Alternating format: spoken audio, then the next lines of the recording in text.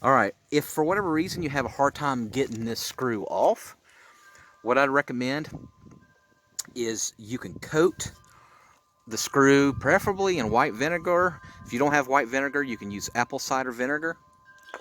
And then you can get either, if you have a brush, that's better, or a cloth, and then just soak your brush with vinegar or apple cider vinegar and just go around and try to get the vinegar in between the screw, and then wait an hour and then see if it'll come off. It's going to take some elbow grease. You're not going to break anything. If you have some WD-40, that's even better, but just some elbow grease will help. All right, so with this particular one, you could use a Phillips or a Flathead screwdriver. So for example, this is a Flathead, and it's self-explanatory because it's flat on both ends. All right, a Phillips looks like this, and you'll see there it's in the shape of an X. So just think Phillips X, all right?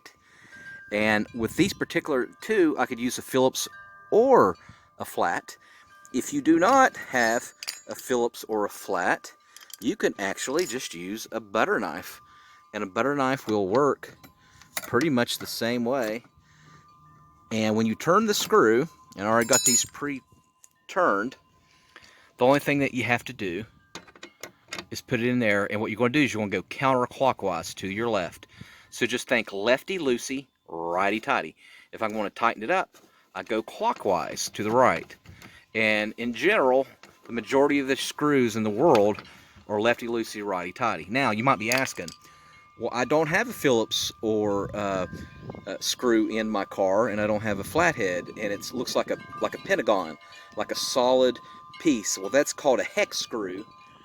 And you're like, well, I can't get that off. Or pliers, basically, to turn it. And so if you have a hex screw, that's what you're going to do. And you would turn it like this.